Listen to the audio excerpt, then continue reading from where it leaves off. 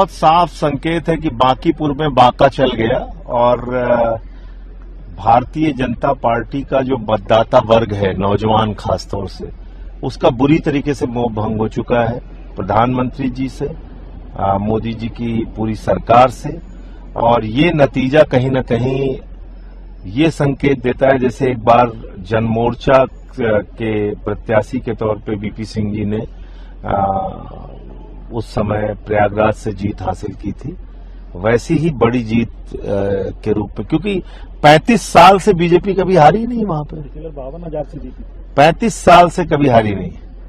तो जब 415 सीट थी कांग्रेस पार्टी की, उस वक्त VP Singh ji by election जीते थे और उसके बाद पूरे देश में एक मैसेज गया था। तो ये जो खासतौर से बांकीपुर की सीट का जो परिणाम आया है, निश्चित रूप से ये इस बात का संकेत है कि नौजवान का बुरी तरीके से मोह भंग हुआ है और जेनजी ने पहला सबक मोदी जी को बांकीपुर में सिखाया है, उनके वोट पर बांका चला के।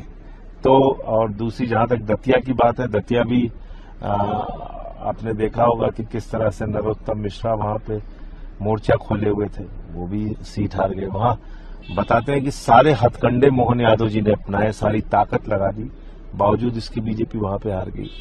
तो ये दोनों परिणाम इस बात के संकेत हैं कि बीजेपी से लोगों का मोह भंग हो रहा है। सदन नहीं चल रहा है सर, क्या कहें?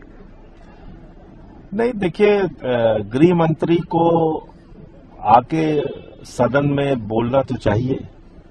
अगर 500 छात्रों के ऊपर लाठी डंडे चले हैं, आंसू गैस के गोले चले हैं, पैलेट गन का इस्तेमाल हुआ है, बिहार में AK-47 चला है, तो गृह मंत्री को कम से कम सदन में आके बोलना तो चाहिए। 15 साल की बच्ची पे FIR कर रहे हैं आप, शर्म आनी चाहिए।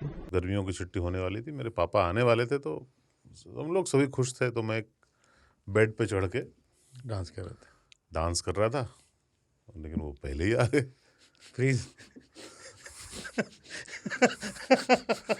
तो मैं उस समय तो कंटिन्यू नहीं कर सकता था, तो फ्रीज फ्रेम टाइप का हो गया। कसम पैदा कर